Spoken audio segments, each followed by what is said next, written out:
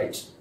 Tadangwa. Assalamu alaikum wa rahmatullahi wa barakatuhu and good morning students. Rabbi Shrah li sadri wa yassir li amri wahlul 'uqdatam min lisani yafqahu qawli rabbi zidni ilma warzuqni fahma. இப்ப நாங்க இந்த model பேப்பர்னு சொல்லி அதுல ரெண்டாவது session வரையும் லாஸ்டா பார்த்தோம். இன்னைக்கு பார்க்க போறது இதுல மூன்றாவது செஷன். மூன்றாவது செஷன்ல 21 தொடக்கம் 30 வரையான வினாக்களை கொஞ்சம் பார்ப்போம்.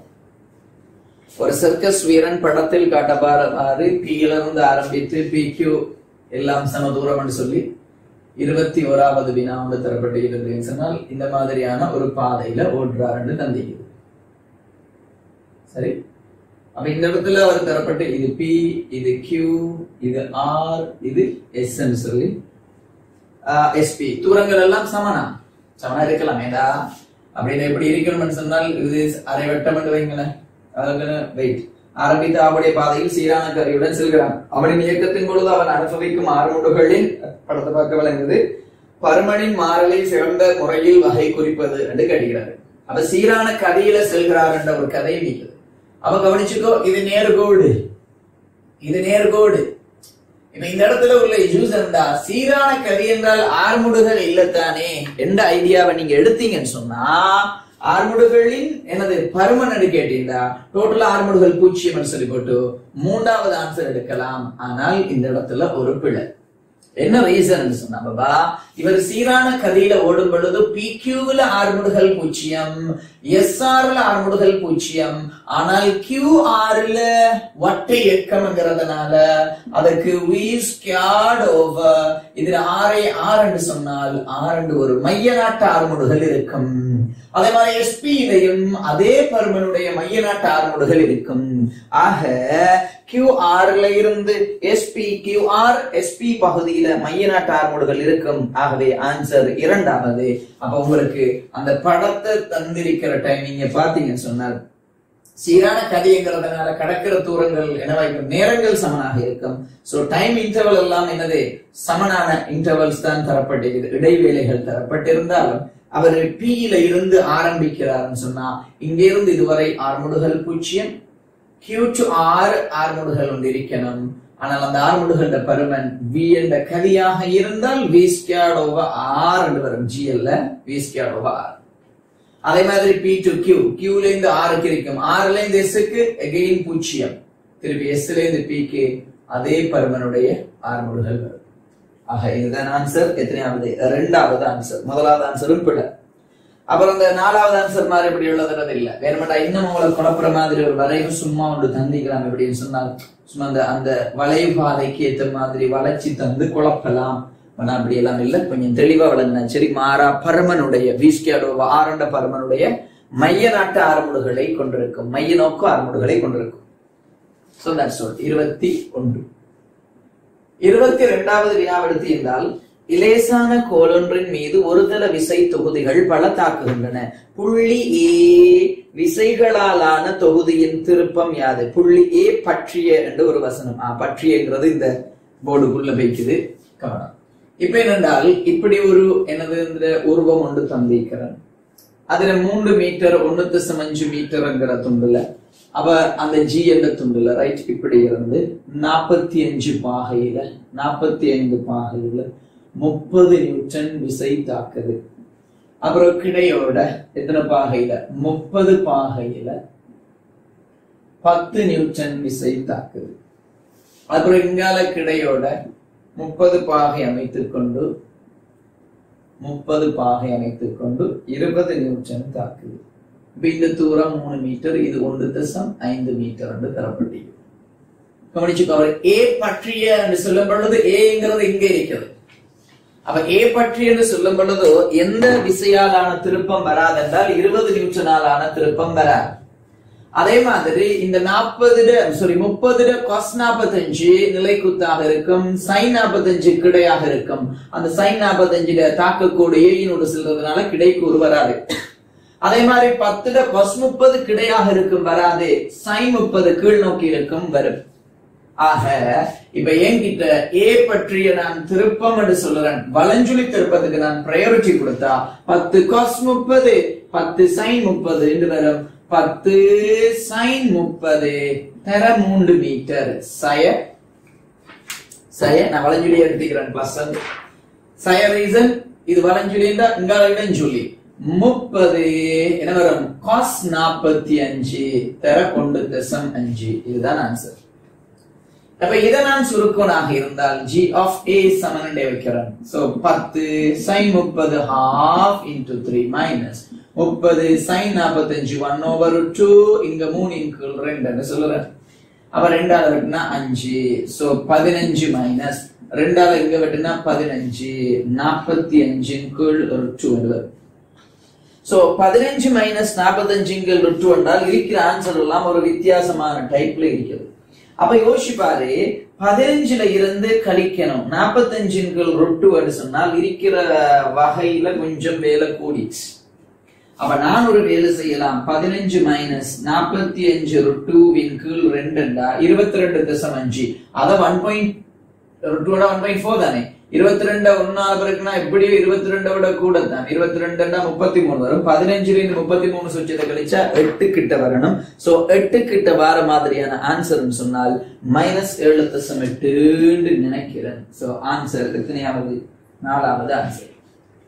சோ இந்த நாலாவது ஆன்சர் எப்படி நினைக்கிறேன் என்று சொல்லி கூட என்ன செய்யலாது விட இயலாது. நீங்க என்ன தெரியுமா செய்யணும் அதை மடக்கி அட்டவணையில அதை சுருக்கி பாருங்க. என்ன சின்ன வேலோடு வந்துட்டு அதை சுருக்கி பாரு. சோ 45 இன் கீழ் 2 என்று சொல்லும் பொழுது அதுல பரமன் 31.81 வருது. சோ 15 minus 31.81 வருது. அதுல இருந்து நான் 15 மாதிரி கழிச்சு போட்டு மைனஸ்ல சொன்னா ஓகே. சோ 16 தசம் என்று வருது.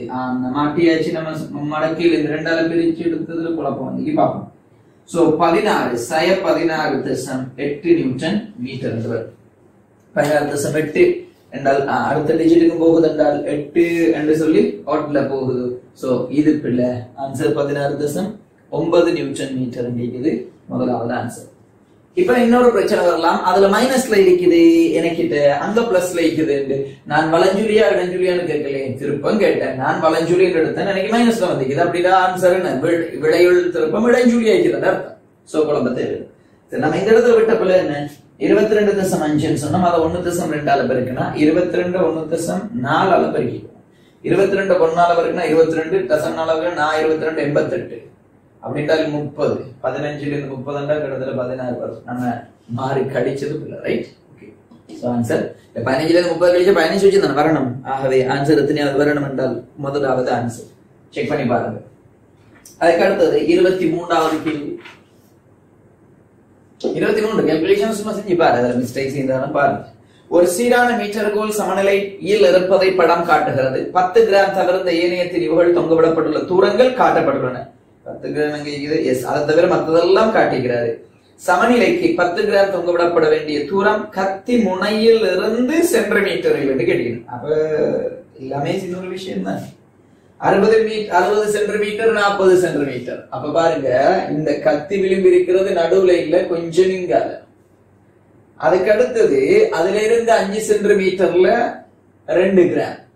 சும்மா கிராம் அது இதுகள் தந்திக்கிறது நம்ம குழப்ப தேவையில்லை. அவர் பாரு இன் பிட்வீன் இடைவெளிதான் காட்டிக்கிறேன். இதுல 4 கிராம். அதே மாதிரி இந்த தொங்கல்ல 3 கிராம். அது மாதிரி இங்கால அந்த 10 கிராம்ங்கிறது தான் கேள்வி. இங்கால இந்த தொங்கல்ல 5 கிராம் தந்திக்கிறேன். அப்ப இந்த தூரம் இதுல இருந்து வார தூரம் இது எக்ஸ். அப்ப இது எத்தனை 5 சென்டிமீட்டர். இடைவெளி 15 சென்டிமீட்டர். அப்ப மொத்தம் 60. எல்லாம் ஒரு வித்தியாசமான கால்குலேஷனுக்கு தந்திக்கிறார். அதே மாதிரி இந்த தூரம் 40 சென்டிமீட்டர். இந்த முழு தூரம் 60 சென்டிமீட்டர். அப்ப நான் இந்த புள்ளியை ஓ கண்டு வைப்பேன்னு சொன்னா சமநிலைக்கு ஓ பற்றிய வளஞ்சொலி திருப்பம் இடஞ்சொலி திருப்பத்துக்கு என்ன வைக்கணும் சமனாய்க்கணும். ஆகவே ஓ பற்றிய வளஞ்சொலி திருப்பத்தை இடஞ்சொலி திருப்பத்துக்கு சமப்படுத்தினா என்ன வரும் சொல்லு 10 தர எக்ஸ். அப்ப எல்லாமே கிராம் சென்டிமீட்டர் நோ இஷ்யூஸ் மாத்திட்டு அவசியம் இல்லை. அப்ப யோசிச்சு பாரு இந்த முழு தூரம் 40 இது எக்ஸ் இது என்ன வைக்கணும் 40 மைனஸ் எக்ஸ் ஆக இருக்கணும். அதைத்தான் அவர் கேள்வியை கேட்கிறாரு. 40 இது எக்ஸ் 40 மைனஸ் எக்ஸ். ஆக எனக்கு என்ன எழுதணும்டா, இது ஃபுல்லா 40, இது x 40 மைனஸ் x. ஆனா இதுல இருந்து நம்ம தூரம் போட்டுறோம். ஆகவே 5 தர 40 தான் போடணும். அதை கண்டது போய் வேற 40 மைனஸ் x. அதுக்கடுத்தது இடைஞ்சொலி திருப்பம் எடுப்பேன் என்றால் 2 தர 5 சக 4 தர 15 போட்டா கேஸ் பாரம். என்றால் இந்த இடைவெளியை 15 சென்டிமீட்டர் தந்திக்கிறேன். அப்ப இடைவெளி 15 என்றால் சுழல் கத்தி வெளி வைக்கிற இடத்துல இருந்து என்ன வரும் சொல்லு, 15 மஞ்சும் 20 வரும். சக 3 தர 60 வரும்.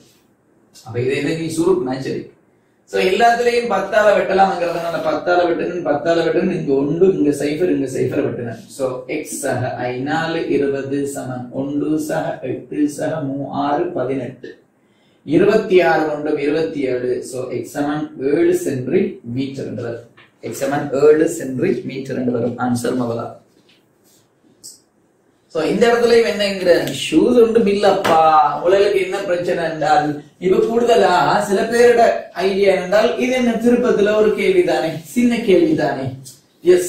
திருப்பத்துல சின்ன கேள்விதான், ஆனால் அந்த இடத்துல நம்ம அந்த தூரங்கள் அதுகளை பாக்குறதுல சின்ன மிஸ்டேக் விட்டோம் என்றால் எங்கேயோ கொண்டு போய் வச்சிடும் நம்மள.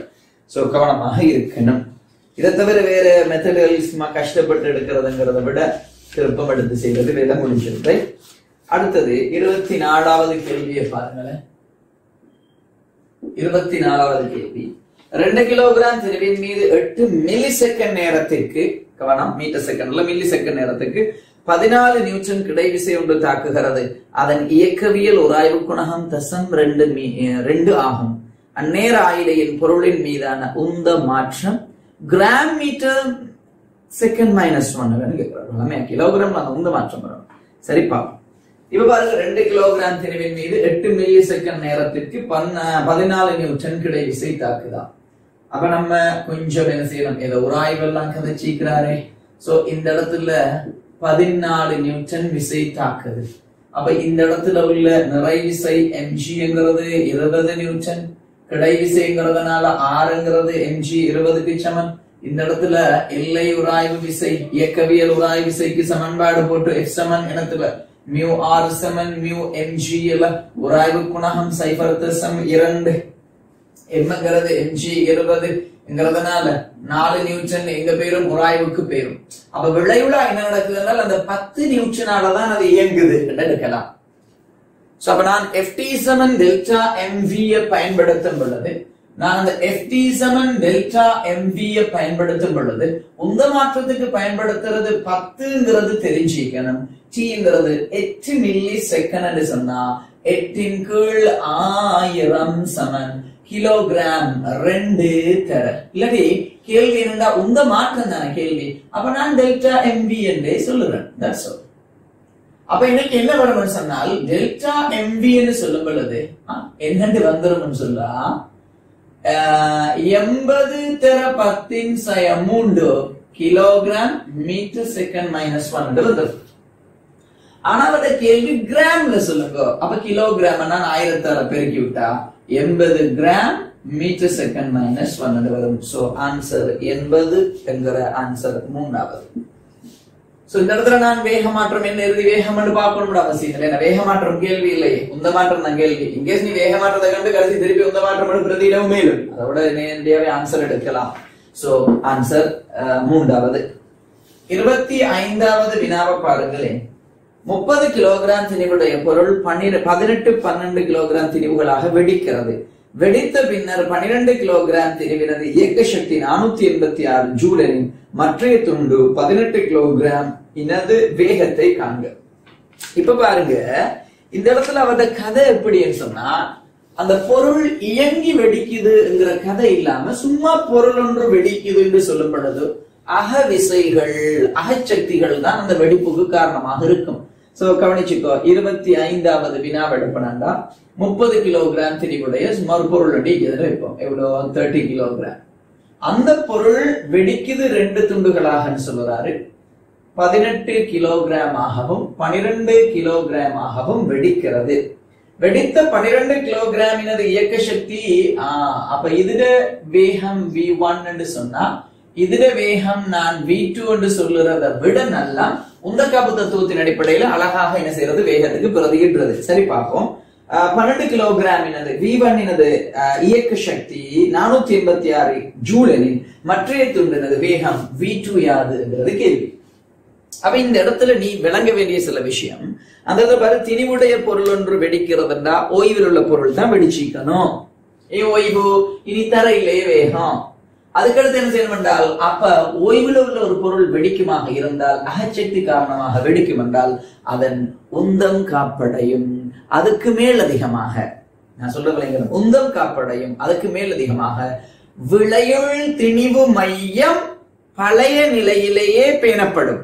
அப்படி என்றால் இதர விலையில் திணிவு மையம் அதே இடத்துல ஓய்வுல தணிக்குது, இது இயங்கும் இது இயங்கும். ஆனா ரெண்டிட விளையுள் திணிவு மையம் இயங்காது, அதே இடத்துல இருக்கும். அது எப்படி விளையுள் திணிவு மையம் இயங்காம இருக்குதுங்கிறத நான் விளக்கப்படுத்துறேன். அப்ப இப்ப பாரு, நாங்க முதல் செஷன் 1, 2 அதன் முதல் ஆரம்பத்துல பார்த்த பகுதியை விட இதுல சில கூடுதலான விடயங்கள் கதைக்கிறோம். சோ கவனம், ரைட்? இப்ப பாருங்க பாபாக்களே, இந்த விடயத்தை நான் பாப்பனாக இருந்தால் இதை யோசிக்கணும்டா. உந்தம் காப்படையுமா? எஸ். அப்ப என்னண்டு சமன்பாடு? 12 தர V1 இந்த இடத்துல உள்ள உந்தத்தை சொல்றேன். 18 தர V2ங்கிறது ஆரம்ப உந்தம் 0. ஆக நீ இதை எடுக்கலாம். 12 V1 18 V2 என்று எடுக்கலாம். 6ஆல விட்டுனா 2 3.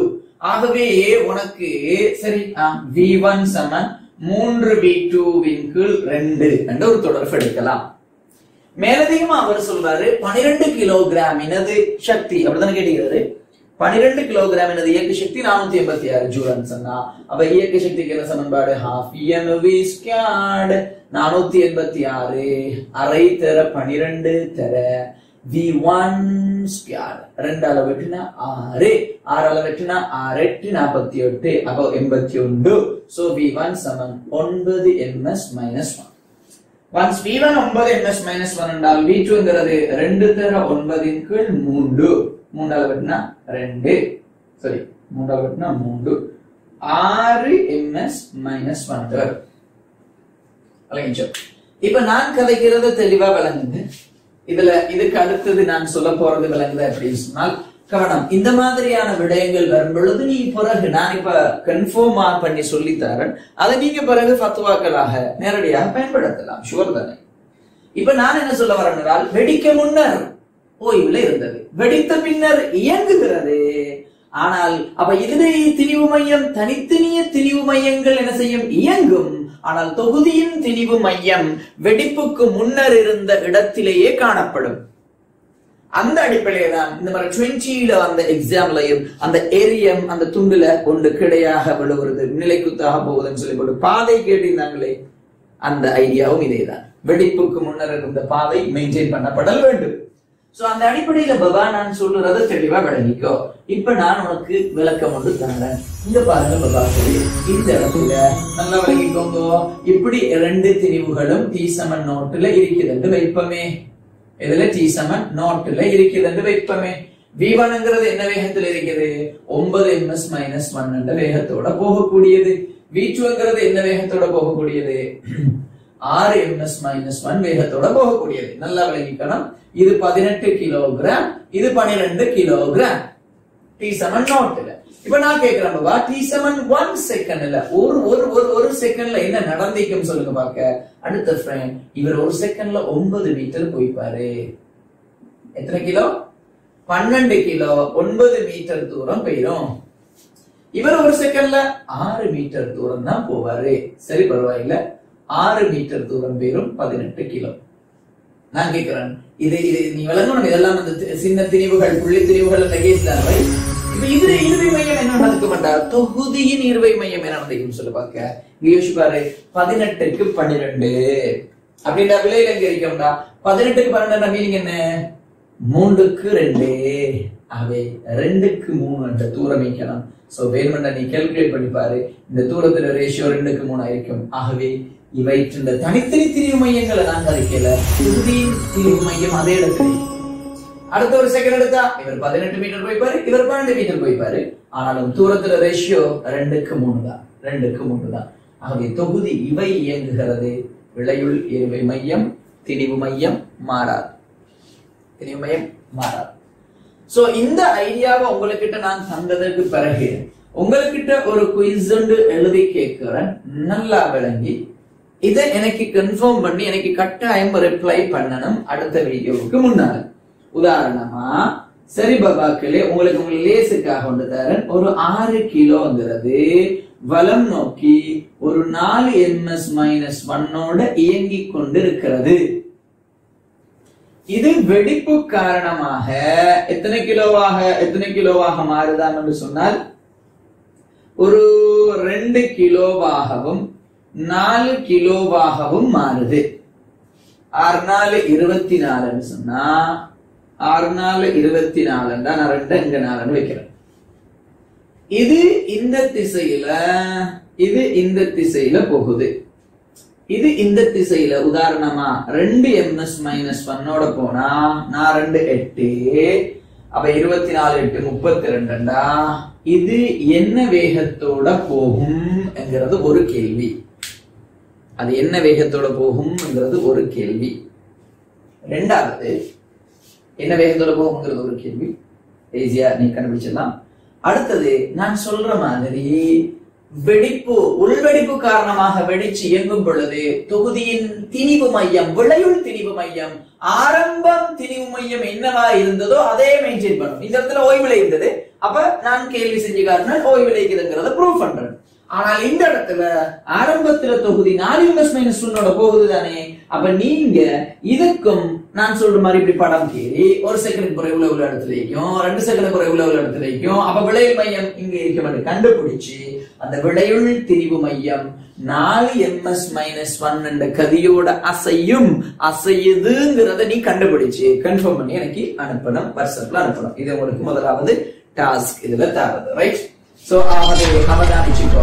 அப்ப நான் அந்த இடத்துல நீ அந்த கேள்வியை செஞ்சு அதை கன்ஃபார்ம் பண்ணிட்டேன்னு சொன்னா அதுக்கு பிறகு நான் சொல்லுற வசனத்தை எழுதணும். எப்படின்னு சொன்னால் என்ன இந்த காப்பத்துவம் அதுகள் பயன்படுத்துறது உராய்வுகள் இல்லாததுக்கு தான், ரைட்? அப்ப அந்த இடத்துல நான் சொல்லணும், இப்படி ஒப்பமான ஒரு தளத்துல இருக்கிற இடத்துல ஒரு திணிவு என்னவாக அகவெடிப்பு காரணமாக வெடிக்கும் என்று சொன்னால் அது இயங்குற திணிவா இருக்கட்டும் அல்லது ஓய்வில் உள்ள திணிவா இருக்கட்டும், ஆர்முடுகிற திணிவா மட்டும் இருக்காது. ஏன் ஆர்முடுகிற திணிவா அமர்முடுகிற திணிவா வைக்காது சொல்லும்? புறவிசை தாக்குனா தான் ஆர்முடுகும் அல்லது அமர்முடுகும். அதனால அதை பத்தி கணக்கெடுக்க இயலாது. சோ அப்படி ஒன்று சீரான கதையில இயங்குற அல்லது ஓய்வில் இருக்கிற திணிவு அகவெடிப்பு காரணமாக வெடிக்குமாக இருந்தால் வெடித்த பின்னர் தொகுதியினது திணிவு மையமானது அல்லது ஈர்வை மையமானது வெடிப்புக்கு முன்னர் இருந்த நிலையில் இருக்கும். ஓய்வுல இருந்தா விளையிலும் ஓய்வு, இயங்குனா விளையிலும் இயங்கும். இந்த கதையை ஞாபகம் வச்சுக்கோ. அதை கீழே ஃபத்வா முடிவாகவே எழுதிக்கணும், ரைட்? அந்த மாதிரி. சோ ஆகவே இந்த கேள்விக்குரிய ஆன்சரை நம்ம எடுத்து முடிச்சிட்டோம். RMS-1 சொல்லி 26வது வினாவை கொஞ்சம் எடுப்பீங்களா இருந்தால் ஒரே பரிமாணத்தை கொண்ட பௌதிக கணியங்கள் காணப்படுவது என்று கேட்கிறது. பரிமாணம் கேட்கிறது. கோண உந்தம் முறுக்கம் டவுட். ஆனா முறுக்கம் சக்தி என்றா டவுட்டே இல்ல. சோ ஆன்சர் தான். என்ன முறுக்கம் நியூட்டன் மீட்டர், அங்கால ஜூல்ல சொல்ல இல்லாத நினைக்கிறேன், ஆனா பரிமாணம் உண்டுதான். அதே மாதிரி சக்தியோட பரிமாணம் mL²T-2 தான். ஓகே. விசை கோண உந்தம் தெரியாது. வலு வேலை ஷுவரா இல்ல, ஏன்னா வலுங்கிறது தான் வேலைகள் நேரம். அங்கிறது உந்தம் இயக்க சக்தி அப்ப கிடையாது. சோ ஆன்சர் ஒன்று ஷுவரா. இப்ப கோண உந்தத்துக்கு நான் பிரதியவே யோசிச்சேன், விளங்கிச்சோ? காரணம் எப்பயும் அவசியம் இல்லை. சரி பரவாயில்ல, அப்படியே கோண உந்தத்தின பரிமாணம் சொல்லணும்னு சொன்னால் நேர்கோட்டு உந்தத்தின் திருப்பம். அப்ப mL/T-1 into L. So mL²T-1. அதை எப்படி முறுக்கத்துக்கு சமனா இருக்கு? முறுக்கம் என்ன? Newton metre. திருப்பம், முறுக்கம், இணை எல்லாமே ஒரே ஃபேமிலி, காவிக்கணியங்கள். நியூட்டன் மீட்டர்ல ஈக்கணும், ஆனா ஜூல்ல சொல்லக்கூடாதுன்னு படிப்பிச்சுக்கிறேன். கவனம், ரைட்?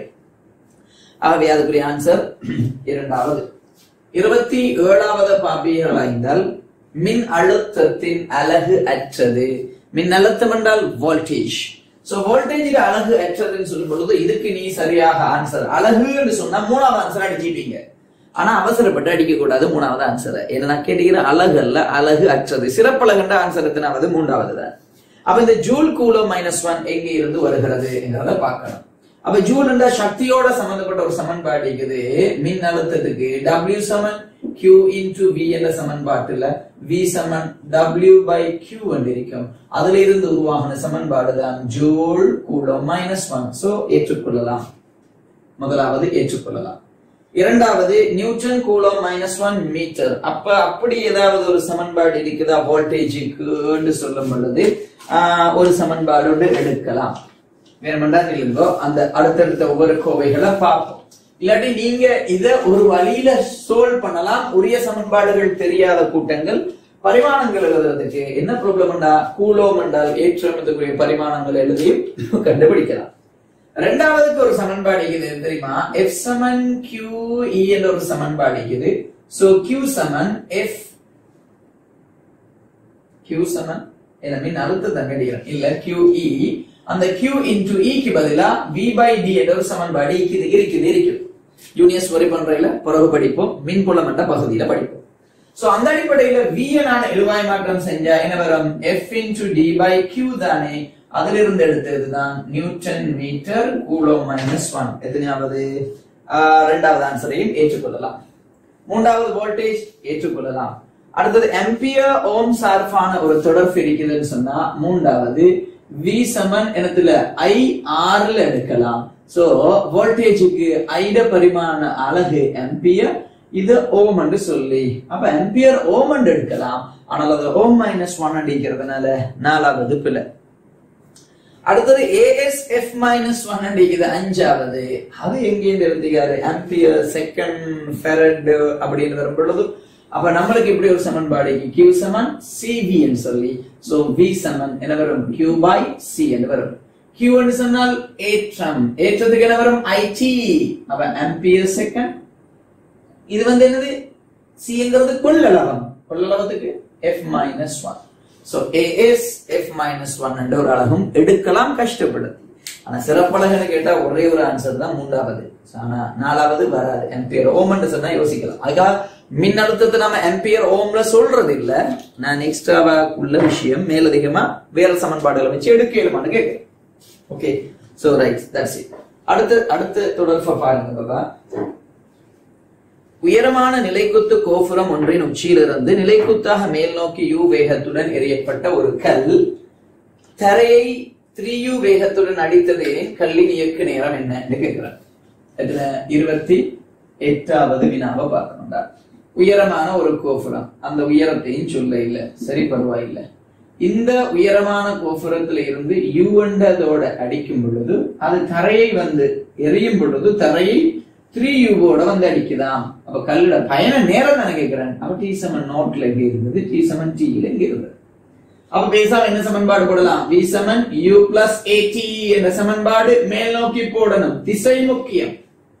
அவ மேல் நோக்கி போடும் பொழுது இறுதி வேகம் எங்க இருக்குது? கீழ் நோக்கி. சோ -3U சமன் ஆரம்ப வேகம் மேல் நோக்கி இருக்கிறது. ஆகவே U ஆர்முடுகள் புவியீர்ப்பு ஆர்முடுகள் கீழ் நோக்கி இருக்கிறது. சோ -GT வரும்.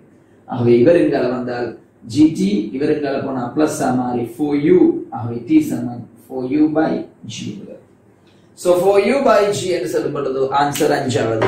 சப்போஸ் நீங்க இதை யோசிக்கலாம் எப்படின்னு சொன்னால் ஏன் இவர் மேல் நோக்கி சமன்பாடு போட்டாரு? கீழ் நோக்கி சமன்பாடு யூஸ் பண்ணலாமா? தாராளமா யூஸ் பண்ணலாம். V Saman U plus AT. இறுதி வேகம் கீழ் நோக்கி 3U தானே, அப்ப பிளஸ் தானே. ஆரம்ப வேகம் மேல் நோக்கி U, நீ சமன்படுத்துறது கீழ் நோக்கி. So -U. புவியீர்ப்பு ஆர்முடுகள் கீழ் நோக்கி, நீ சமன்பாடு பயன்படுத்துறது கீழ் நோக்கி. ஆகவே பிளஸ் GT வரும். ஆகவே T சமன் 4U by G என்பது.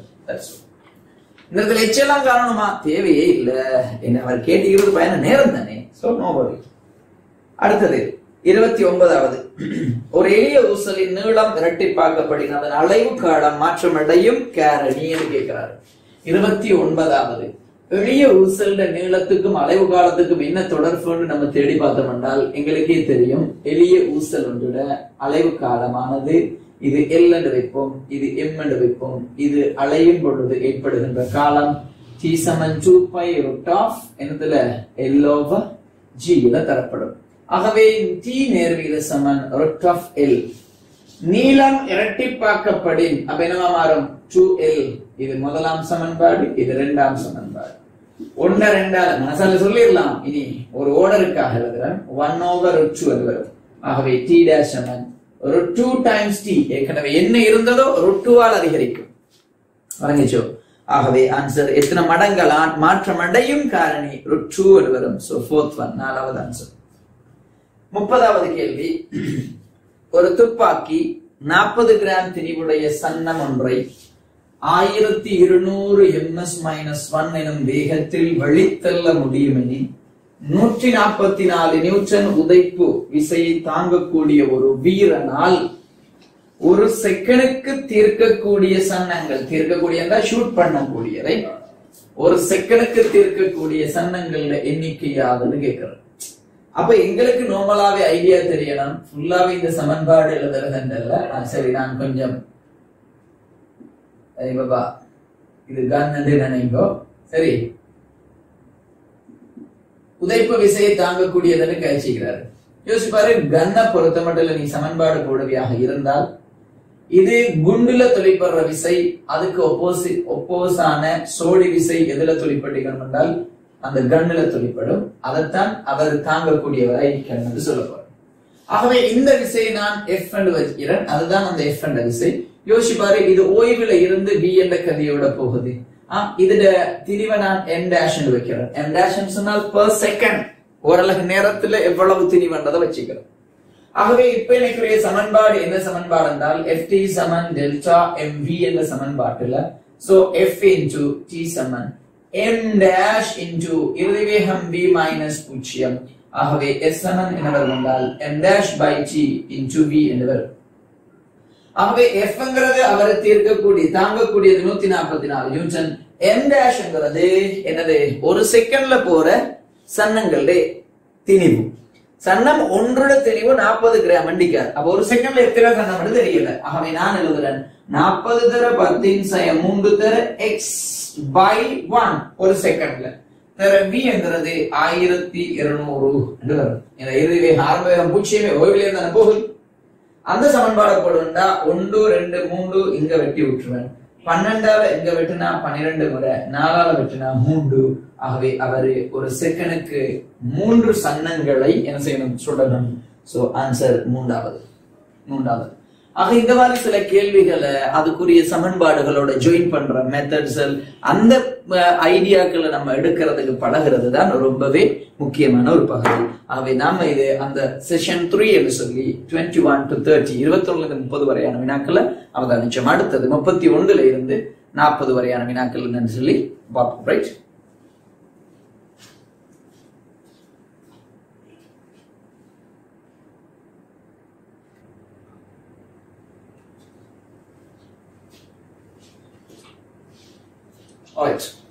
அதற்கு தொடர்ச்சியாக நாங்க மாடல் பேப்பர் 3ல செஷன் 4 அவதானிங்கோ. சோ இது 31வது வினாவுல இருந்து 40வது வினா வரையான விளக்கம் என்று பார்ப்போம். ஒரு உடலின் உந்தம் 20 வீதத்தால் அதிகரித்தால் இயக்க பண்பு சக்தி அதிகரிக்கிறது என்று கேட்கிறோம். அப்ப உந்தம் 20 வீதம் என்று சொன்னா இத மனசால செய்யற கதைகள் இருக்குது. அப்ப இயக்க சக்தி எவ்வளவு வரும் என்றால் உங்களுக்கு உந்தம் 20 வீதம் என்ற ஐடியா தெரியணும். உடல் என்றால் திணிவு மாறாது, வேகம் 20 வீதம் கூடிக்கிறது. வேகம் 20 வீதம் கூடுதல் சொன்னால் 100 120 யோசிச்சுன்னு சொன்னால் 12 வர்க்கம் 144. சோ ஆன்சர் 44 வீதம் இயக்க சக்தி அதிகரிக்கும் சொல்லி மனசால எழுதலாம். அதே மாதிரி 10 வீதம் அதிகரிக்கிறது என்றால் 110 வர்க்கம் 11 வர்க்கம் 121 21 வீதம் அதிகரிக்கும். 13 என்றால் 69 வீதம், 14 என்றால் 96 வீதம், 15 என்றால் 225. சோ 125 வீதம் அதிகரிக்கும் என்று வரும். ஆனால் இதை மனசால செய்யறதுக்கு கஷ்டமான ஆட்கள் கொஞ்சம் அவதானிச்சுக்கோங்க. இயக்க சக்திக்கு என்ன சமன்பாடுன்னு சொன்னால் ½m². இந்த சமன்பாட்டை ஃபுல்லா 2m ஆல பெருக்குவீங்க என்றால் 2me சமன் இங்கால 2m ஆல பெருக்கும் பொழுது m². mv பதிலா உந்தம் போட்டா p வர்க்கம். ஆகவே p வர்க்கம் நேர்விகித சமன் e என்ற ஒரு சமன்பாடு எடுக்கலாம். அந்த அடிப்படையில உந்தம் 20 வீதம் கூடுனா அப்ப 1.2 p வர்க்கம் நேர்விகித சமன் e dash என்று சொல்றேன். இது முதலாம் சமன்பாடு. இரண்டாம் சமன்பாடு 20 வீதம் கூடுனா 1.2ங்கிறது விளங்குதா? 20 வீதம் கூடுனா 100க்கு 20 120, 100க்கு 120 10க்கு 12, 1க்கு 1.2. ஆக நான் 2 ஒன்றால பிரிப்பனாக இருந்தால் 1.44 p squared in கீழ் p squared Saman e dash divided by e என்று வரும். இது வெட்டுப்பட்டால் e dash 1.44 e என்று வரும். அப்ப ஒரு e ஆக இருந்து 1.44 e ஆக மாறுதுன்னு சொன்னால் அப்ப எத்தனை வீதம் கூடிக்கணும்? 44 வீதம் அதிகரிச்சிக்கணும். 44 வீதம் அதிகரிச்சிக்கணும். சோ ஆகவே ஆன்சர் 44 வீதம். இயக்க பண்பு சக்தி அதிகரிப்பதனை கேட்கிறேன். 144 அல்ல 44. So answer first one. புதியது 144 ஆக இருக்கும். வீதம் என்று பார்த்தா அதிகரிப்பு 44 வீதம். இந்த ஐடியாவுல செய்யறோம். இன்னொரு உதாரணம் உண்டு. இதை தந்து இதை முடிப்போம். உதாரணமா உந்தம் 60 வீதத்தினால் அதிகரிப்பின் என்று கேட்டா இதே சமன்பாட்டுல p வர்க்கம் நேர் விகித சமன் e 1.6 p வர்க்கம் நேர் விகித சமன் e dash முதலாம் இரண்டாம் சமன்பாடு. சோ நான் 2 ஒன்றால பிரிப்பன் என்றால் 1.6 16 வர்க்கம் 256. அப்ப 2.56 p squared இன் கீழ் p squared சமன் e dash இன் கீழ் e. இத வெட்டினா e dash சமன் 2.56 e. அப்ப நேரத்தோட இருந்தது எவ்வளவு? ஒரு e. இப்ப எஸ் இப்ப இருக்கிறது 2.56. அப்ப எவ்வளவு குடிக்குது? 1.56 e குடிக்குது. 1க்கு 1.56. அப்ப 100க்கு 156. சோ எத்தனை வீதம் அதிகரிச்சிக்கும்? 156 வீதம் அதிகரிக்கும் அல்லது 256 வீதம் ஆகும். ஆரம்பம் 100 வீதம் என்றா 256 வீதம் ஆகும். அதிகரிப்பு 156 வீதம். அப்ப இதுக்கும் சொல்ல வேண்டாம். ஆரம்பம் 100 சொன்னா இப்ப 144 வீதம். அதிகரிப்பு அப்ப 44 வீதம். சோ தெளிவா விளங்கிக்கணும். 32வது வினாவு எடுப்பமாக இருந்தால் 1200 கிலோகிராம் திணிவுடைய ஒரு கார் ஒப்பமான கிடைப்பாதையில் 2 ms-2 உடன் 700 கிலோகிராம் திணிவுடைய வாகனம் ஒன்றை இழுத்துச் செல்கிறது. இணைக்கும் வடத்தில் உள்ள இழுவையாது. சும்மா பெரிய கதை. 2 ms-2 தெரியும்னு சொன்னா முன்னுக்கு உள்ள பிரயோக விசை நான் தரையில்லைன்னு சில பேர் என்ன செய்யலாம்? அதை குழம்பலாம். ஆனால் பிரயோக விசை தரணும் என்ற அவசியம் இல்லை. இந்த இடத்துல உள்ள இழுவைங்கிறது இந்த 700 கிலோவை இழுக்கிறதுக்கு தேவையான விசையை வழங்கக்கூடியது 2 ms-2. அப்ப நீங்க இந்த துண்டை மட்டும் உடைச்சே பார்க்கலாம். சோ T சமன் 700 தர 2 1400 நியூட்டன் என்று முடிச்சிடலாம். அதுக்கு அடுத்தது பாரு, ஒருவேளை இது நான் கேள்வி கேட்டேன்னு சொன்னா எப்படின்னு சொன்னால் பிரயோக விசையாது கேள்வியாக இருக்குமாக இருந்தால் சோ P சமன் 2ஐயும் சேர்த்து இருக்குது. இது எவ்வளவு? 1200. அப்ப 1200 1900 தர இதை சேர்த்து எடுக்கும் பொழுது இந்த 2 விசை கேன்சல் ஆகிரும். 1900 தர 2 ஆகவே 3000 நியூட்டன். கேள்வி என்ன? வடத்தில் இணைக்கும் வடத்தில் உள்ள இழுவை. சோ ஆன்சர் 3வது. 5வது ஆன்சர் மிகிறது 3800 சொல்லி சில பேர் அதுக்கும் அடிப்பீங்களா இருந்தால் இஷ்யூஸ் ரைட். அப்ப நீ சின்ன கேர்லெஸ் மிஸ்டேக்ஸ்கள் கொஞ்சம் விடுறதையும் இயன்றளவு என்ன செய்யணும்? தடுத்துக்கணும். அவ்வளவுதான். விளங்குதா? இத எக்ஸாம்ல வரப்போற கேள்விகளை பார்த்தோம்னு சொன்னால் இப்ப நாங்க டிஸ்கஸ் பண்ற கேள்விகள் மாதிரியா எக்ஸாம்ல கஷ்டமான கேள்விகள் வருது அந்த மாதிரி நீ யோசிப்பியாக இருந்தால் அது உன்னுடைய மன பிரம்மை. எக்ஸாம்பிள் கேள்விகளையும் விளக்கப்படுத்தி காட்டுறேன். கவனிச்சுக்கோ. ஒன்று நிலைத்தது மற்றது அசையக்கூடியதுமான ஒரு கப்பி. 33வது கேள்வியில இப்படி ஒரு தொகுதியில இதுல ஒரு கப்பி இருக்குது. அந்த கப்பி இன்னும் ஒரு கப்பியை தாங்குது.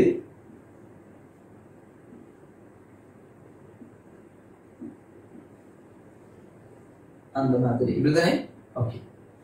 இப்ப கேள்வி, இவர் மனிதன் நிலையை பிடிச்சிக்கிறார் ரைட்.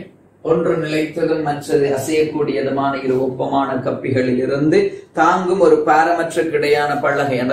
பாரமற்ற கிடையான பலகையின் மீது ஒரு மனிதன் நிற்பதை படம் காட்டுகிறது. மனிதனின் திணிவு 60 கிலோகிராம். கப்பிகளின் கைகளின் திணிவுகள் புறக்கணிக்கத்தக்கன. பலகை அதே நிலையில் வைத்திருக்க மனிதன் கயிற்றில் தேவையான இழிவு இழுவையை பிரயோகிக்கும் பொழுது பலகையில் தொழிற்படும் மறுதாக்கம் என்னன்னு கேட்கிறார். அப்ப அவர் ஓய்வுகிறார். அப்ப பலகையில் தொழிற்படும் மறுதாக்கம் என்று சொன்னா யாரால? இந்த மனிதனால.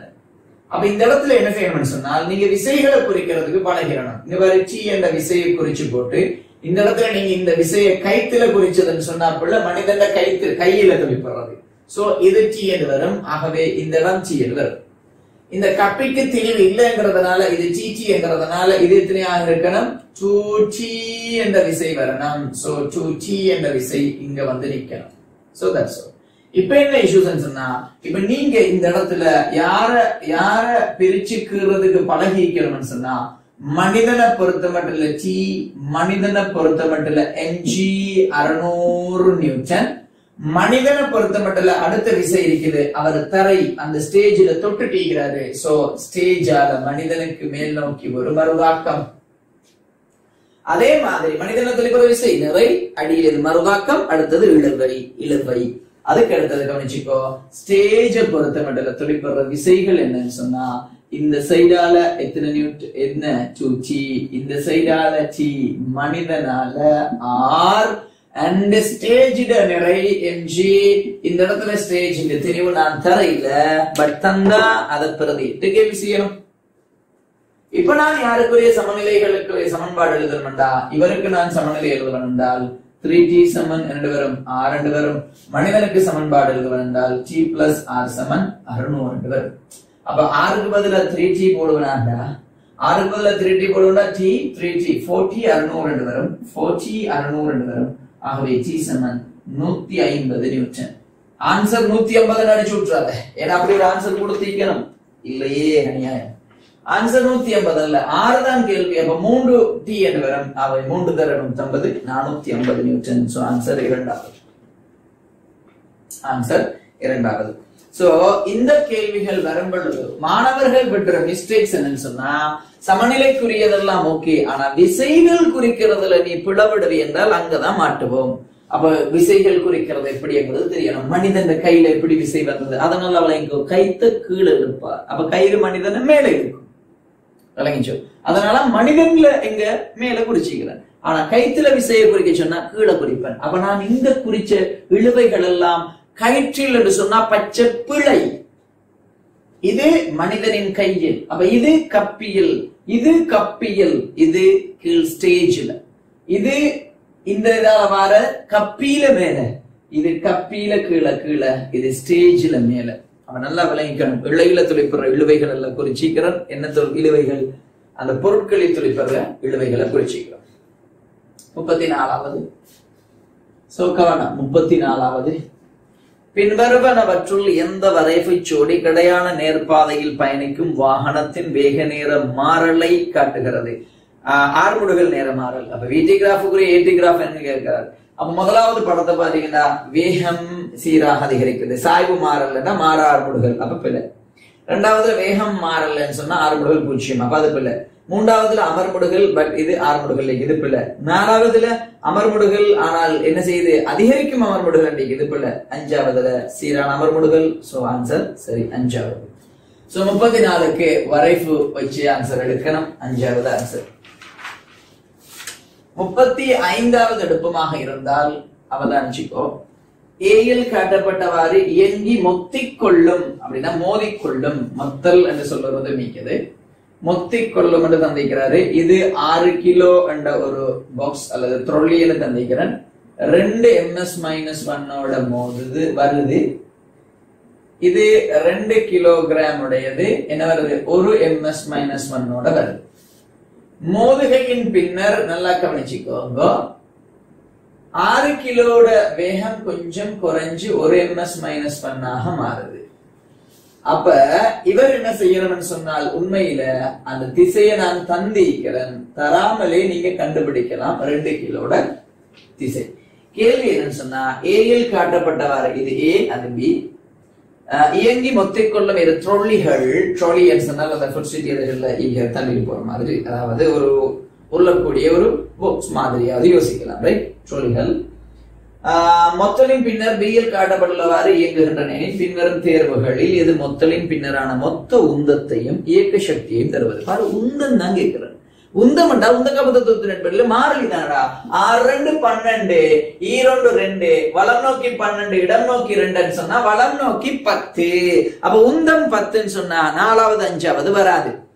அடுத்தது மொத்தலின் பின்னரான மொத்த உந்தத்தையும் இயக்க சக்தியையும் தருவதல்ல, நீ மொத்த இயக்க சக்தி தான். அப்ப நான் அந்த அடிப்படையில பாரு, 6 தர 2 சக 2 தர 1 சமன் 6 தர 1 சக 2 தர v என்று சொல்லி கண்டுபிடிக்கணும். 12ல இருந்து 2 கழிச்சா 10 சமன் 6 சக 2v 4. சோ v சமன் 2 ms minus 1 என்று வருது. சமன் 2 6 6 2 4 10. சரி, அது ஈஸியாக 6 2 12 2 கழிச்சா 10 6 1 6. அப்ப இன்னும் 4 வேணும். அப்ப 2ஆல பிரிச்சா இது 2 ms minus 1 ன்னு சொல்லி பெரிய அளவு கால்குலேஷன் செய்யாம இப்படி கூடி எழுதாம மனசால கண்டுபிடிக்கலாம். அதுக்கு அடுத்து இயக்க சக்தி கேட்டா அப்ப என்ன சமன்பாடு, half mv squared plus half mv squared. So இவரால வெட்டினா 3, இது வெட்டினா 4. ஆகவே எத்தனை ஜூல் என்று வரும், இயக்க சக்தி 7 ஜூல். மொத்த முன்னர் இயக்க சக்தி எவ்வளவு ஆயிக்கும், half 6 into 2 by 2 into 2 plus எதிர் திசைன்னு கழிக்கிறீர்கள் என்றால் சக்திங்கிறது எண்ணிக்கணியம். அதே மாதிரி half 2 into 1 into 1 ன்னு சொல்லும் பொழுது இது வெட்டப்பட்ட பேரும் 2ஆல் இதை வெட்டினா 12 சக 1 எத்தனை ஜூல், 13 ஜூலாக இருந்து எத்தனை ஜூலாக வந்தது, 7 ஜூலாக வந்தது. இயக்க சக்தி இழப்புக்கு காரணம் மோதுகையின் பொழுது சத்தம், அதாவது ஒலியாக வெளியிருக்கலாம் அல்லது வெப்பமாக அல்லது இவற்றின் கலவையாக இருக்கலாம். பூரண மீள்தன்மை அல்லது ஏக பரிமாண மொத்தல் என்ற ஏதாவது கதைப்பாராக இருந்தால் நான் என்னத்தை யூஸ் பண்ணலாம் சொன்னால், மோதுகையின் பொழுது இயக்க சக்தி காப்படையும் என்கிற மேலதிகமான தரவை ஞாபகப்படுத்தணும். மோதுகையின் பொழுது இயக்க சக்தி காப்படைஞ்ச பூரண மீள்தன்மை அல்லது ஏக பரிமாண மொத்தல் என்ற மாதிரி கரைக்கலாம். ஆகவே 35க்கு ஆன்சர் 7 ஜூலும் 10 கிலோகிராம் ms minus 1 உடைய ஃபர்ஸ்ட் ஆன்சர்.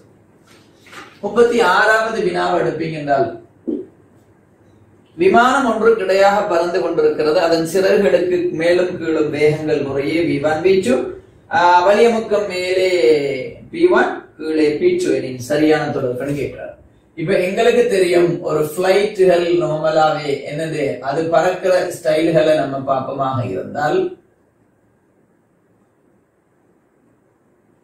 இந்த பிளைட்ல சரியாக இங்க இணைக்கும் இதுதான் அந்த என்ஜின். அது மாதிரி அங்கலையும் இருந்து கொண்டு இருக்கும். நீங்க அப்புறம் இதெல்லாம் ரைட் அங்கலையும் இருக்கும் அதே மாதிரி. சோ இந்த ரெக்கை இந்த சைட் பிளேடு நான் கட் பண்ணி காட்டுவனாக இருந்தால், cross sectional view of that பாப்பமாக இருந்தால் இந்த மாதிரியான ஒரு வியூவை கொண்டிருக்கும். சொல்றது வலி இதழ் என்று சொல்றோம். சோ கவனிச்சுக்கோ, இப்படி வரும் பொழுது மேல வளிமூலக்கூறுகள் என்ன செய்யணும்னு சொன்னால் நெருக்கமடையணும். அருவிக்கோடுகள் வலி அருவிக்கோடுகள் நெருக்கமடையணும்.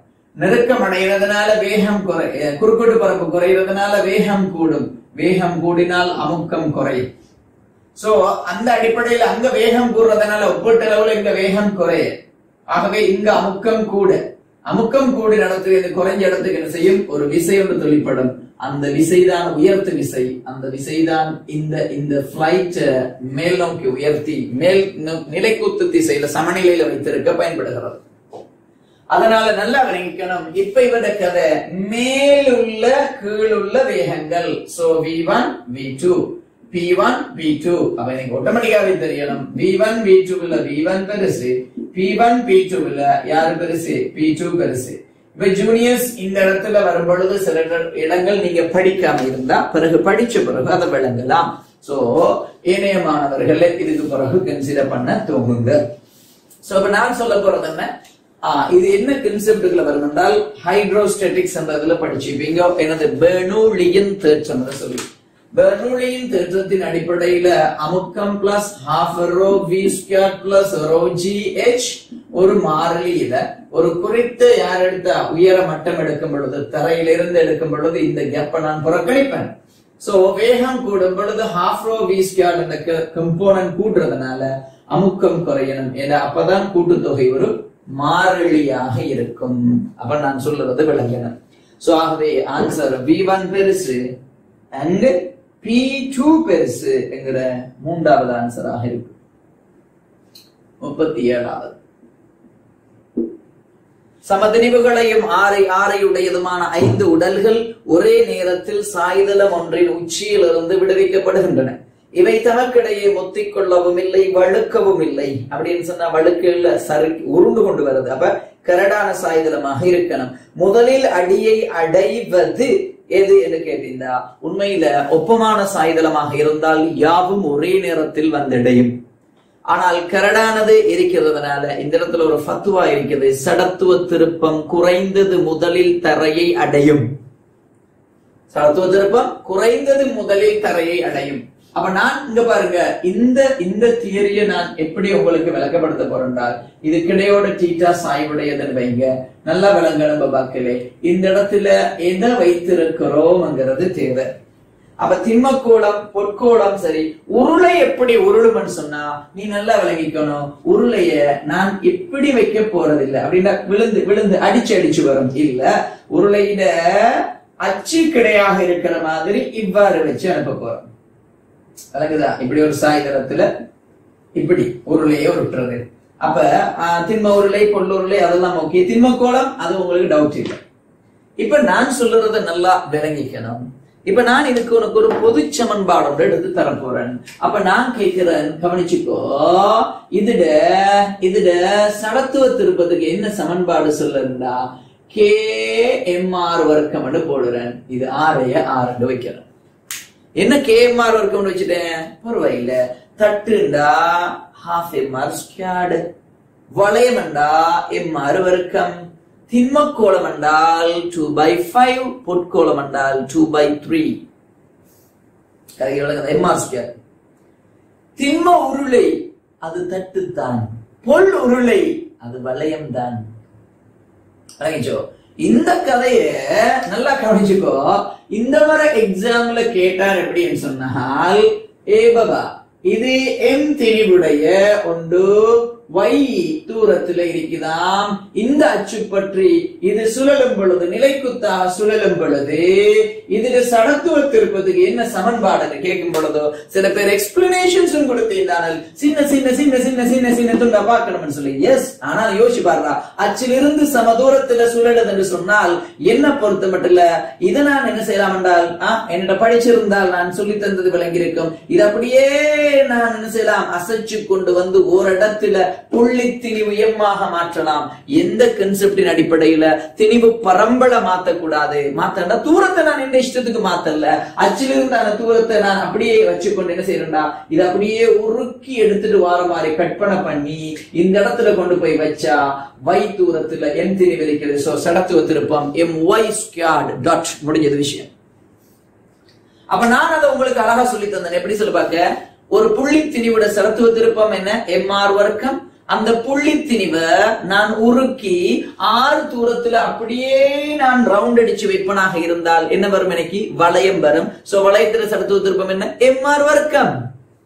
அப்ப புள்ளி திணிவு வளையம் எல்லாம் உனக்கு ஒன்று மாதிரி விளங்கணும். அதே மாதிரி என்ன செய்யறது சொல்லு, நான் என்ன செஞ்சேன், புள்ளி திணிவை உருக்கி வளையம் தயாரிச்சேன்.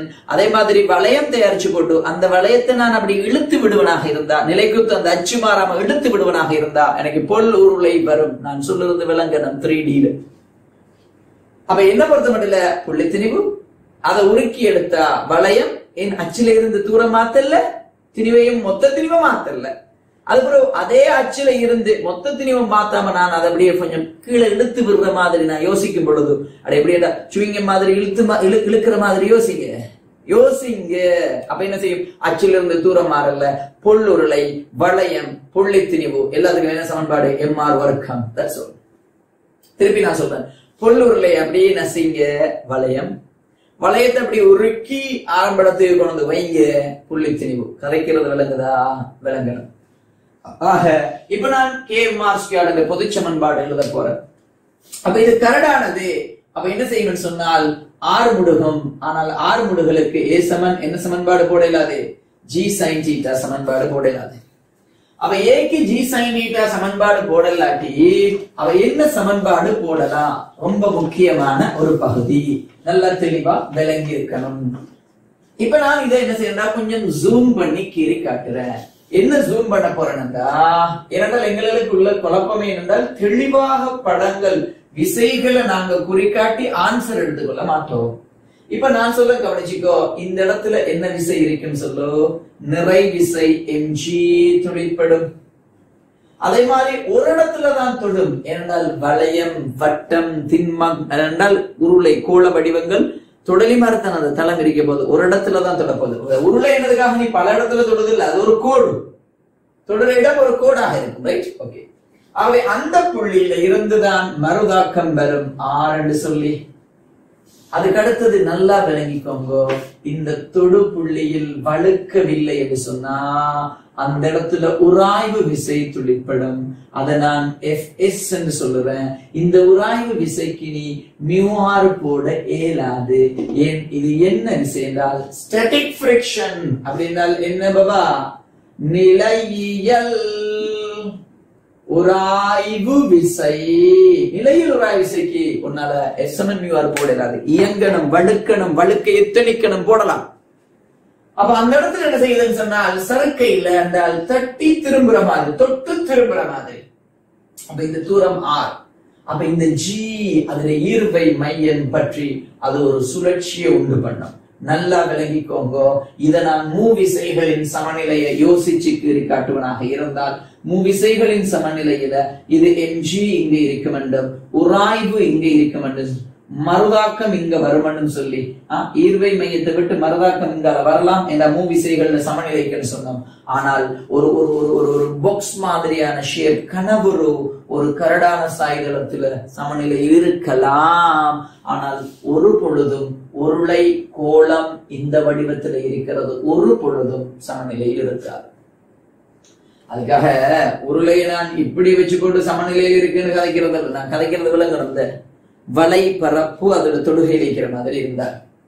ஏன்னு சொன்னா பாரு, ஆறுடையும் எம்ஜிலையும் தாக்கக்கூடியது, உராய் விசையிலையும் எம்ஜிலையும் தாக்கக்கூடியது, உராய் விசையிலையும் செவ்வன் மரதா தாக்கக்கூடியது.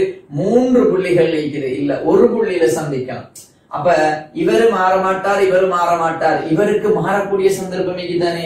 அப்ப இவர் என்ன செய்யறதுண்டா, மறுதாக்கத்தை இந்த இடத்துக்கு கொண்டு வரத்துக்கு ட்ரை பண்றதுக்காக உருண்டு வரும். வரும்பொழுது நிறைய தள்ளி போயிருமே, அதனால சமநிலை வராது, தொடர்ந்து உருண்டு கொண்டு செல்லும். ஆகவே இப்ப நான் சொல்ல வரது என்னென்றால், இந்த G பற்றி ஆராலையோ எம்ஜியாலையோ ஒரு முறுக்கம் வராது. ஆனால் இந்த Fs ஆல ஒரு முறுக்கம் வரும். அந்த முறுக்கத்தின் காரணமாக அது சுழற்சி அடையும். அந்த சுழற்சியின் காரணமாக அது பெயர்ச்சியோட ஆர்முடுகள் ஒன்று இருக்கிறது. இப்ப இந்த சுழற்சி பெயர்ச்சி என்று கதைச்சேன், அதைத்தான் நான் இப்ப விளக்கப்படுத்த போறேன். பாபா நல்லா விளங்கிக்கோ, இது ஒரு ஈஸியான ஒரு பகுதியும் தான். விஷயம் விளங்கினா இது சீட்டா, இது அப்படியே சீட்டா என்றால் நல்லா கவனிச்சுக்கணும். இது 90, 90 மைனஸ் தீட்டா, 90 மைனஸ் தீட்டா, இது 90. அப்ப இந்த கோணம் தீட்டா. இப்ப நான் கதைக்கிறத தெளிவா விளங்கிறணும். இந்த இடத்துல என்ன நடக்குதுன்னா, ஒரு முறுக்கம் ஒன்று தொழிற்படுகிறது. சோ டோ சமன் I அல்பா. முறுக்கம் எது பற்றி? இந்த G பற்றி தான் சுழல்கிறது. அப்ப என்ன வரணும் சொல்லு, ஆராலையோ எம்ஜியாலையோ கிடையாது. Fs into R சமன் என்ன வரும் பாபா? Fs into R சமன் KMR squared into alpha. ஒத்துக்கல்றியா? KMR squared போட சடத்துவத்திற்கு பொதுச் சமன்பாடு, சடத்துவத்திற்கான பொதுச் சமன்பாடு. இப்ப நான் சொல்றத நல்லா கவனிச்சுக்கோ. அல்லது உனக்கு அது பிடிக்கலன்னு சொன்னா நான் 2 மாதிரி இதை விளக்கப்படுத்தலாம். சரி, ஓகே, I into alpha வைப்பமே. உனக்கு A சமன் R alpha தெரியுமா இல்லையா? ஆகவே அல்பாக்கு பதிலா A over R போடலாம். ஆகவே பாரு, Fs சமன் என்ன வரும் சொல்லு, I alpha வின் கீழ் R squared. ஏண்டா A over R, A இன் கீழ் R squared. A over R இந்த ஒரு R வந்து R squared மாறிச்சு. இப்படி எடுத்துக்கிறேன், நான் வேற மாதிரி எடுத்து காட்டுறேன், பயப்படாதீங்க. அடுத்தது என்ன செய்யணும்னு சொன்னா நல்லா விளங்கிக்கோங்க. நான் இப்ப இயங்குற திசையில F சமன் என்ன போடுறேன், MA போட போறேன். இயங்குற திசையில் உள்ள விசை என்னண்டா, mg ட cos θ இல்ல mg ட sin θ. நல்லா விளங்கிக்கணும். mg ட sin θ மைனஸ் Fs சமன் MA. இதுக்கு நீ μr போட இயலாது, μmg cos alpha cos θ போட இயலாது. என்னால் அது நிலையியல் உராய்வு விசைக்கு அது போட இயலாது. ஆகவே நீ ஒரு சமன்பாடு எழுதலாம் mg sin theta minus fs க்கு பதிலா ia over r squared சமன் ma என்று சொல்லலாம். அப்ப நான் ஒரு வேலை செய்யறேன் பாரு. mg sin theta சமன் இவரே மங்கால கொண்டு போனா m plus I over r squared என்று எடுத்து நான் a வெளியால் எடுத்தா அப்ப எனக்கு இப்ப உள்ள தொடர்பு வரும் a சமன் என்ன வரும் சொல்ல பார்க்க mg sin theta வின் கீழ் m plus I over r squared. அப்ப யோசிச்சு பாரு, சமதிரிவு சம ஆரை அதான் ஆரைகளை வித்தியாசப்படுத்தி தந்திக்கிறேன். 2r உயரமுடைய பொருளான உருளை 2r உயரமுடைய திண்ம உருளை ஆரை ஆறுன்னு எல்லாத்துக்கும் தந்திக்கிறேன். மேல பாரு சமதிரிவும் ஆரை ஆறுமுடைய. அப்ப யோசிச்சு பாரு ஆரை சமன் சமத்திரிவன் தந்தா யோசிச்சு பாருங்க இந்த இடத்துல ஏக்கும் ஐயுக்கும் என்ன கிடைக்கலாம்டா சடத்துவ திருப்பம் குறைஞ்சா ஆறுமுடுகள் கூட. ஆறுமுடுகள் கூடுனா குயிக்கா வந்து சேரும். ஆறுமுடுகள் கூட வேகம் கூட விரைவாக வந்து சேரும். ஆகவே ஃபத்வா சடத்துவ திருப்பம் குறைந்தது முதலில் தரையை அடையும். அது ஷுவர் ஃபத்வா, ரைட்? ஓகே. இல்ல அந்த ஃபத்வாவுக்கு நான் வேறொரு வகையால கொண்டு வரேன். நல்லா கவனிச்சுக்கோ. V2ல நான் கொண்டு வருவனாக இருந்தால் பாபா இதே சமன்பாட்டுல fs into r சமன் நான் என்ன எழுதுனேன் kmr squared alpha எழுதுனேன். சோ fs சமன் என்ன வரும் kmr squared a alpha க்கு பதிலா a over r இந்த ஒரு r வந்தா இவங்க வெட்டுப்பட்டா எனக்கு kma என்று வரும் fs. fs க்கு என்ன சமன்பாடு kma. இந்த fs க்கு kma என்ற சமன்பாடு கண்ட பிறகு நான் இந்த சமன்பாடு எழுதுறேன். என்ன சொல்ல பார்க்க இயந்திர திசையில் f சமன் ma சமன்பாடு போடுவனாக இருந்தால் mg sin theta minus fs சமன் ma. ஆகவே என்ன வரும் Baba mg sin theta minus kma சமன் ma. m வெட்டுப்பட்டா இது அங்கால போனா ka அங்க a அப்ப 1 plus k ஆறுமுடுகளுக்கு சமன்பாடு g sin theta வின் கீழ் 1 plus k என்று சொல்லுறேன். அப்ப யோசிச்சு பாரு, சடத்துவ திருப்பம் குறையன்னு சொன்னா k குறையணும். அப்ப k குறைஞ்சா பகுதி குறைஞ்சா ஆறுமுடுகள் கூடணும். சடத்துவ திருப்பம் குறைஞ்சதுக்கு ஆறுமுடுகள் கூட. ஆறுமுடுகள் கூட என்ன கூட வேகம் கூட. வேகம் கூட நேரம் குறைய விரைவாக வந்து சேரும். ஆக இந்த கேள்விக்குரிய ஐடியா இதுக்குள்ளதான் முழு விடயமும் இருக்குது. ஆக சடத்துவ திருப்பம் குறைந்தது முதலில் தரையை அடையும் என்ற ஐடியா எடுத்துட்டீங்கன்னா இதுக்கு பிறகு இந்த கேள்வியில ஒன்றுமே இல்ல. Very very very special. நான் அழிச்சிட்டேன் அந்த இடத்துல சொல்லிப்படுற fs என்ற ஸ்டாட்டிக் ஃபிரிக்ஷன்ங்கிறது தேவை. இப்ப நான் இதுல சொல்ல போறது என்றால் ஒவ்வொன்றிடையும் சடத்துவ திருப்பத்தை நான் சொல்ல போறேன். திண்ம கோளத்துக்கு சடத்துவ திருப்பம் என்ன 2/5 mr squared. ஆகவே 0.4 mr squared. 2/5 தானே. பொற்கோளம் 2/3 mr squared. ஆகவே 0.67 mr squared. மூன்றாவது பொல்லான உருளை. பொல் உருளை என்று சொல்லுறது வளையம் தான். ஆகவே mr squared. உயரம் பிரச்சனை இல்ல. அவை பாரு 1.0 மாத்திரம் mr squared. எல்லா ரீசனோட எழுதுது. திண்ம உருளை அப்ப என்ன வரும் திண்ம உருளையும் தட்டும் ஒன்றுதான். 0.50 தான் அப்படி எழுதுது. அஞ்சாவதும் திண்ம உருளை அதுவும் என்னதான் half mr squared 0.50 mr squared. இப்ப எது கூட பாருங்களேன் 40 67 100 50 50. அப்ப யாரு கூட 100 தான் கூட. 1 தான் கூட. யாருதான் கூட மூன்றாவது புல் உருளை தான் கூட. புல் உருளை என்றாலும் ஆன்சர், வளையம் என்றாலும் அதுதான் ஆன்சர். ஆக ரொம்ப தெளிவா விளங்கி இருக்கணும். சரி. ஆக 37வது வினா சரி. 38வது வினாங்கிறதும் கொஞ்சம் என்ன பாத்தீங்களா, இப்ப நாங்க ஆரம்பிக்கிற பகுதிகள்ல இருந்த வினாக்கள்ல வெயிட் விட அதுல பெருமதிகளை விட பிறகு வரும் பொழுது கொஞ்சம் என்னது ஸ்டாண்டர்ட் சில நிறைய கேள்விகளை எக்ஸ்ட்ராவா உள்ளடக்கியதாக இருக்கிறது. 38வது வினாவெடுங்க. 10 கிலோகிராம் திணிவுடைய பொருள் கிடையான கரடான மேற்பரப்பில் வைக்கப்பட்டு கிடையுடன் 45 பாகை சாய்வில் மேல் நோக்கி 20 இப்ப இந்த இடத்துல கேள்வி பிளவிடக்கூடிய சந்தர்ப்பம் இருக்கிற இடம் என்று நான் சொல்றேன். இப்படி ஒரு எத்தனை விசை கொடுக்கறாங்க 20√2 நியூட்டன் கொடுக்கறாங்க 45 பாகை சாய்வுல. இது எத்தனை கிலோகிராம் திணிவுடைய பொருள்? 10 கிலோகிராம் திணிவுடைய பொருள். சோ 100 நியூட்டன் கீழே. உராய்வு குணகம் 0.2 என்று தந்திக்கிறேன். உராய்வு குணகம் 0.2 நியூட்டன் என்றால் தாக்குற உராய்வு விசையா? உடனே நம்ம பண்ற மிஸ்டேக்ஸ் R சமன் mg என்று சொல்லி போட்டு 100 நியூட்டன் என்று சொல்லி போட்டு சோ F சமன் mu R என்று சொல்லி சமன்பாடு 0.2 தர 100 என்று சொல்லும் பொழுது எத்தனை நியூட்டன்? 20 நியூட்டன் என்ற கால்குலேஷனை செஞ்சு கிழிச்சு போட்டு எத்தனாவது ஆன்சரை போட்டுருவோம்? முதலாவது ஆன்சரை போட்டுருவோம். பச்சை பிள்ளை. அப்ப முதலாவது சில விடயங்களை நீ விளங்கி எடுக்காம கேள்வி செய்ய போக கூடாது. ஷுவரா மாட்ட வச்சிரும். தெளிவா விளங்கணும். இங்க பாரு, இந்த இடத்துல உள்ள விடயம் என்னன்னு சொன்னால் முதலாவது விசைகளை குறைக்கணும். மறுதாக்கம் R. Yes obvious. இதனை கிடையாக எழுத்தின்னு சொன்னால் இந்த இடத்துல என்ன திசையில? இந்த திசையில உராய்வு விசை. இப்ப என்ன இஷ்யூஸ் என்றால் நீ முதலாவது யோசிக்கணும். இந்த இடத்துல R சமன் mg அல்ல.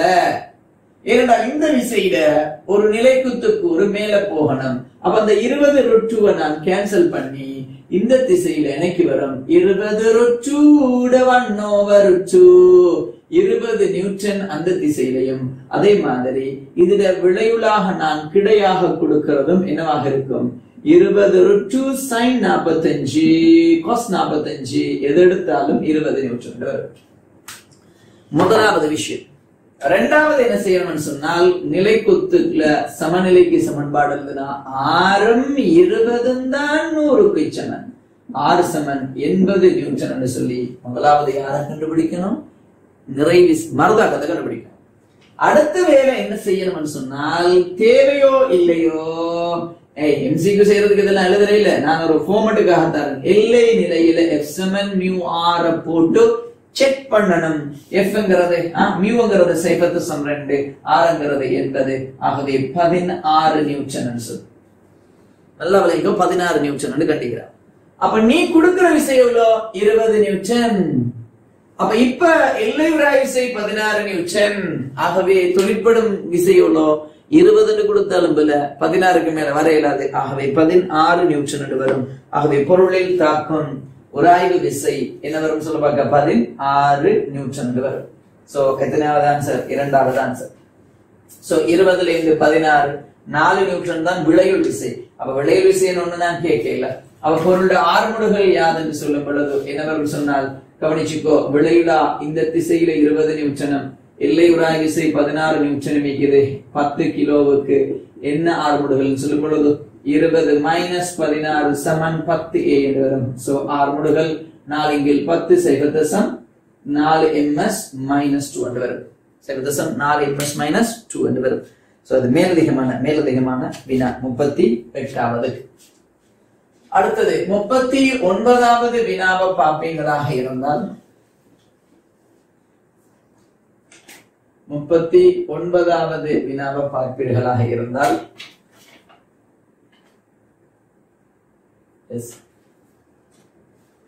ஆரையுடைய ஒழுக்கில் சுற்றும் சிம்பலன் திணிவுடைய செய்மதியின் வேகம் v ஆகும். புவியின் திணிவு கேபிட்டல் M எனின் ஒழுக்கின் மையம் பற்றி செய்மதியின் கோண உந்தம் அடலிம்பன்னு மையம் பற்றி கோண உந்தம் வேண்டா நேர்கோட்டு உந்தத்துல திருப்பம். இங்க ஐயோமிகாலம் போட்டு கஷ்டப்படுற இல்ல. ஆகவே கோண உந்தத்துக்கு சமன்பாடு என்ன? அதுல திணிவு செய்மதியில mv into r வரும். சோ ஆன்சர் என்ன? mv into r என்ற ஆன்சர் அதுல காண இல்ல. அப்ப என்ன பிரச்சனை என்றா v காணல. நான் v கண்டுபிடிக்கணும். v கண்டுபிடிக்கிறதுக்கு நான் அடுத்து என்ன செய்ய போறேன்? f சமன் அதுல மைய நாட்ட விசைக்கு என்ன சமன்பாடு? g capital M simple M over r squared சமன் simple M v squared over r என்று வரும். m இங்க வெட்டலாம், r இங்க வெட்டினா v க்கு பதிலா gm over r இட ரூட். அப்ப ஆகவே உந்ததுக்கு சமன்பாடு எழுத வேண்டால் m into gm over r இட ரூட் into r. அப்ப இது கொஞ்சம் ஒட்டா இருக்குது. அப்ப உடனே என்ன செஞ்சாச்சு? gm m squared r squared into r இட முழு ரூட் உள்ளே கொண்டு வாங்க. திருப்பி வர வெட்டி gm m squared r என்று வரும். மூன்றாவது ஆன்சர். 40வது கேள்வியை பார்த்தீங்கன்னு சொன்னால் உறவில் காட்டியவாறு ஒப்பமான மேசை ஒன்றின் மீது உள்ள 5 கிலோ 10 கிலோ எனும் இரு திணிவுகள் இரு இலேசான வெள்ளினால் இணைக்கப்பட்டுள்ளன.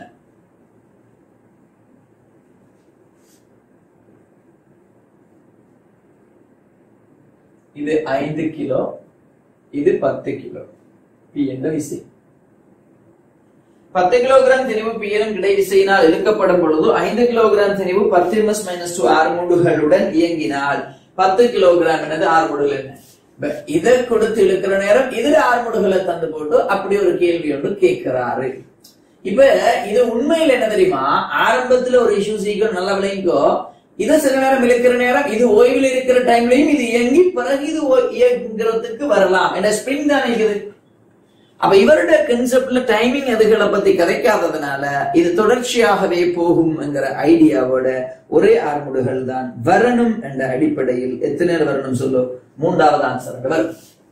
அல்லது நீங்க இந்த இடத்துல உள்ள இழுவையை C1, இந்த இடத்துல உள்ள இழுவை C2 என்றால் இதுக்கு ஒரு நீட்சி ஒன்று இருக்கிறதுனால மாறுபடும் என்ற ஐடியா எடுப்பேன்னு சொன்னா உங்களுக்கு என்ன சமன்பாடு எடுக்கலாம் என்று சொன்னால், அதை வேண்டாம் நம்ம குழப்பி எடுக்கிறதுக்கு T2 சமன் என்றால் K, வில்லிடம் மில்மாறில் எதுவும் தர இல்லை. அப்ப நம்ம சொல்லலாம் என்றால் அது ஆரம்பத்தானம் அப்படி என்ற கதைகள் எதுவும் கதைக்க இல்லை. வில்லிட வில்மாறிலி தந்தால் நான் KE என்ற சமன்பாடு போட்டு விசைகளுக்கு தொடர்பு எடுக்க பார்த்திப்பேன். அதுவும் என்கிட்ட இல்லைங்கிறதுனால ஆன்சர் எடுக்க வேண்டும் 10 - -2 என்ற மூன்றாவது ஆன்சர். இல்ல பாபா இந்த இடத்துல என்ன வரணும் சொன்னா விலையில் இதுக்கு என்ன வரணும், T1 - T2 சமன் K into E என்று சொல்லி நீட்சி அடைகிறது என்று தந்தாதான் நான் இதுக்கு ஒரு சமன்பாடு போட்டுட்டு எதிர சமன்பாடு T2 சமன்பாடு போட்டு T2 கண்டுபிடிப்பேன். இந்த பெருமதி தந்தா T1 கண்டுபிடிப்பேன். T1 Bயும் தெரியும்னு சொன்னா நான் அதற்கு சமன்பாடு போட்டு ஆர்முடுகளை கண்டுபிடிக்கலாம். தரவு போதாது அப்படின்னா நம்ம அடுத்த கேட்கலாம் ரெஸ்ட்ல போற நேரத்துல இப்ப என்னது ஒரு குறித்த அளவுக்கு மேல விரிஞ்சே போகுதுன்னு சொன்னா அப்ப நாம என்ன செய்யலாம், சமன்பாடு பயன்படுத்தி விட்டா ஒரே ஆர்முடுகளோட போகும் என்ற ஐடியா எடுக்கலாம். சோ ஆக 40க்கு மூன்றாவது ஆன்சர். சோ நாங்க 4 பகுதிகளை முடிச்சுக்கிறேன், மீன் 40 வரையும் செஞ்சுக்கிறேன். 41ல இருந்து 50 வரையான வினாக்கள் அதை நம்ம அடுத்த செஷன்ல பார்ப்போம். ரைட்.